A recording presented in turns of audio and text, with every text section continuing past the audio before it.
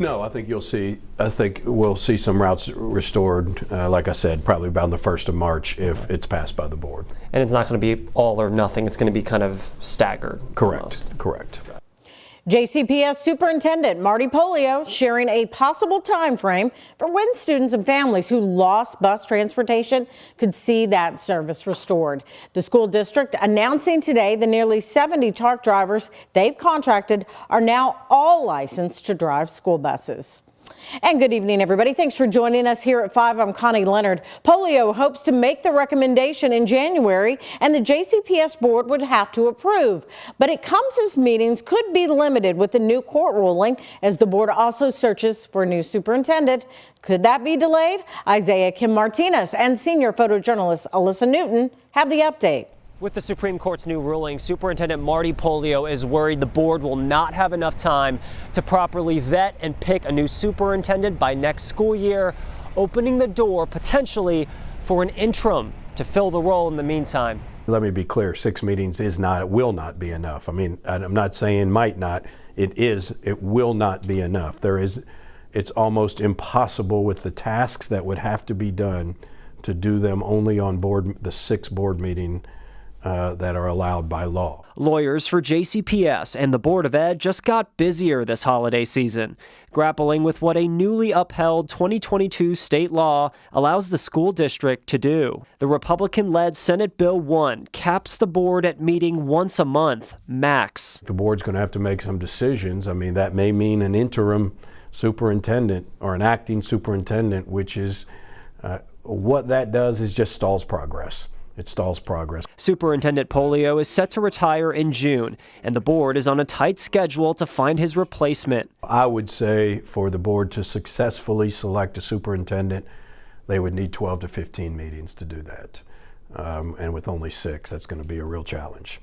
The district is also trying to figure out whether this could affect the board's ability to call special meetings, which could put the timeline of restoring magnet and traditional school bus routes in limbo. Would you stay longer if you had to?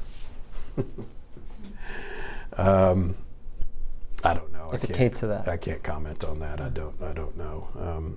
There's an ongoing power struggle between Republicans in Frankfort who've grilled JCPS on their performance and the district who feels the state is unfairly meddling. SB 1, which only applies to JCPS, shifts authority from the elected board to the appointed superintendent, putting that much more weight on the selection process that so many are watching. What does your gut tell you, though? Someone from out of state or someone local? I mean, I would love to see someone local. I really would. I mean, that's my preference. I followed that pathway. I asked Polio if he believes splitting up the district is the end goal for some Kentucky lawmakers. I do believe there's some desire for that. I think that's been pretty evident from some of the comments of legislators, but I don't think it's a possibility. I think it would be devastating for this community, probably the most devastating decision this community would ever see. And that task force, formed by legislators to study how JCPS operates, will continue meeting in 2025, with recommendations to come after. Isaiah Kim Martinez, WHAS 11 on your side. Well, the JCPS board's next meeting is set for January 28th, and if the board approves restoring bus service, the district says it could take at least 6 weeks to make it happen. They'd have to survey which families want it and also potentially reassign some routes for drivers and give them time to practice them. Well, one success that Polio highlighted, the decrease in chronic absenteeism across JCPS. This has been one of Polio's biggest initiatives. Children who miss 10% or about 2 days a month are considered chronically absent. Well, this year, a new bill means these children's cases will be turned over to the county attorney's office and could come with a court date for parents if a child misses too many days of school. In Kentucky, nearly 1 in 3 children are chronically absent, but now Polio said today 1,500 to 2,000 kids are no longer facing that issue. That's about a 5% decrease from the year before. We're seeing some real positive results out of our literacy, our reading plan, and our math plan. Positive results on outcomes based on our assessments from fall of last year to fall of this year. In JCPS last year, nearly 25% of students missed 15 or more days of school for unexcused absences. New here at 5, Jeffersonville police are investigating a deadly crash that happened this morning that shut down the 2nd Street Bridge. According to the department, it happened just before 3:30 this morning when a car driving north on Highway 31 crossed into the opposing lane and hit another car head on. Police say 2 passengers in the southbound vehicle died at the scene, with a third taken to the hospital. The driver of the northbound vehicle was also taken to the hospital for serious injuries. That investigation is ongoing. Tonight, 2 people are dead, 3 are in the hospital, and now people in the California neighborhood are worried about what is happening to their community. A mass shooting happened Saturday night on Garland Avenue, just down the street from the new Norton Hospital in West Louisville. WHAS11's Gabriel Gonzalez and photojournalist Addie Hill went to Garland Avenue to check in with neighbors after the deadly weekend. It's just because the world has changed, you know. It's crazy. It's mad crazy. Sharon Shanks remembers a time when she could just be outside for hours. When I was a child growing up, you could leave your doors open. Shoot, we slept outside on the porch, you know what I'm saying? We didn't worry about that, but today is totally different. But she says now the violence is too frequent and too close. It astounds me just what goes on today. It really does, you know. Like I said, when I was a kid growing up, we had fun. The kids, that is, when they don't give them nothing to do but to shoot and to kill and to, you know, and I don't understand it. Metro Police say 2 people were killed on Garland Avenue Saturday night around 7:30. 3 others were hurt. Sharon, who lives a few houses down, isn't surprised by the shooting. It's who she lives with that is worried about being outdoors. It's very scary, especially when you have kids like my granddaughter. She's just 12 and she don't even like to come outside. You know, I try to get her to come out and like interact with me if it's nothing but on the porch, but she's like, Granny, I don't want to go out there. Metro Police found a 5th victim at 2:30 in the morning during the homicide investigation. Police say that man is now in the hospital. This man, Robert, frequently picks up trash in the California neighborhood. I knew it happened right over on 22nd. Now, wait a minute, that's getting closer and closer. He said he's picked up trash in the streets for the past 10 years. I asked if he was worried about being out after recent gun violence incidents. Yeah, it made me feel kind of rough about it, but like I said, now this look like shit that's happened every weekend. All you've been hearing, massive shooting, just shooting back to back. Both Robert and Sharon say this seems like a harsh reality. It's just something that we got to deal with. But with Christmas just days away, they intend to spread Christmas cheer and keep their families close. We hear some shooting or something going on, they all to come in my room. We go down in the basement and just, you know, chill till it passes or whatever the case may be, you know, because that's my heart and I don't want anything to happen to her. In Louisville, Gabriel Gonzalez, WHAS 11, on your side. Metro Police are still looking for those responsible for that shooting. If you have any information, you're asked to call the tip line at 574 LMPD. Well, if you are out and about trying to get those last-minute Christmas gifts today, didn't have too bad of a day for it. It's starting to warm up, and the sun was out for part of today, Ben. Yeah, and I was one of those people out there running around and waiting in those lines. Thankfully, it's been mostly dry across the area. We are going to have cloudy conditions, milder weather, and some occasional rain for the rest of this Christmas week. Out there now, it is mostly cloudy, but mild.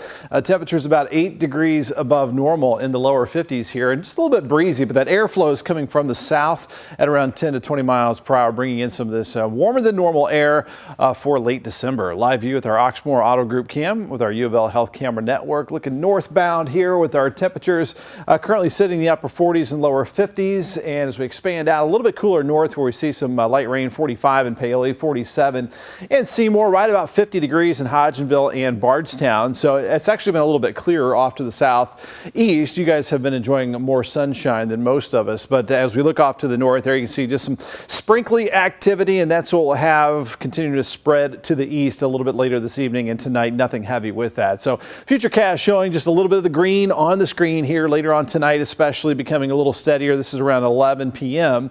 and through the overnight, some of this light rainfall around and maybe a few drops left over first thing tomorrow morning. But our Tuesday, our Christmas Eve, looking mostly dry and cool, cloudy out there. So nothing big to get in your way for those Christmas Eve services for tomorrow. Temperatures in the 40s and cloudy for this evening. That overnight low temperature at 41 degrees, 46 at noon. noon tomorrow, and that high temperature up to near 50 degrees. Warmer weather on the way for the rest of this week. We'll show you coming up in the full 7-day forecast. All right, thank you, Ben. A sad story to tell you about here at 5. A second grader is dead. 2 people have been arrested following a crash in Adair County. Kentucky State Police say that crash happened on Kentucky 55 bypass near Pelham Branch yesterday evening. According to troopers, 46-year-old Joel Hammock was heading south at a high rate of speed when police said he rear-ended a car driven by 62-year-old Tanya Ritzie.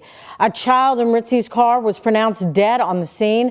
Ritzie, a 66-year-old passenger, and 2 other children were taken to the hospital. Hammock was taken into custody and charged with multiple charges, including vehicular homicide under the influence of alcohol. Hammock's passenger, Walter Nichols, is also facing multiple charges after allegedly becoming unruly at first responders as they tried to help the injured at the scene.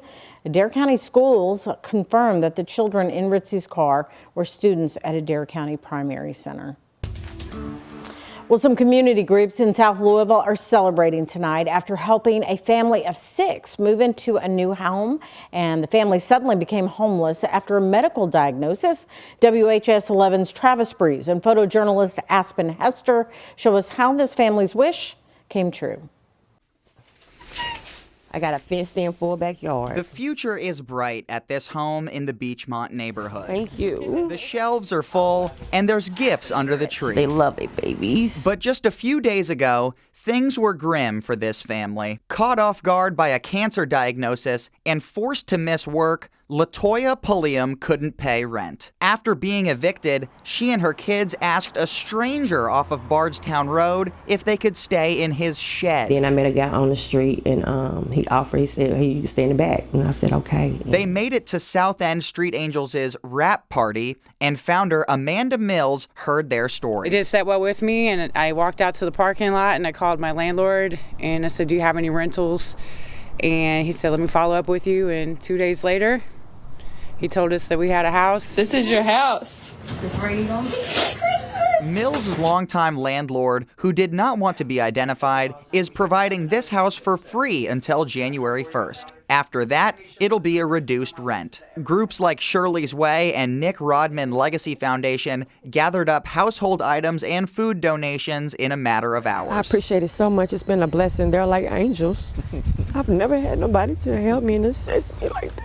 You're doing good now. You're going to be all right. You're going to be okay. Pulliam says this gift has changed it from a Christmas she wanted her kids to forget to one that she knows they never will. Thursday night was the first time that I have personally ever seen a child cry when they were told they were given a house. Because most kids take it for granted, don't think about it. I can't thank them enough, but I want to join into community and start trying to help. Whatever I can do, I'm going to do. I told her whenever she needs something, let me know. Like, I want to be the support to help out with somebody else. Pulliam got her Christmas wish this year, but next year, she wants to be on the giving end. In Louisville with photojournalist Aspen Hester, Travis Breeze, WHAS 11 on your side.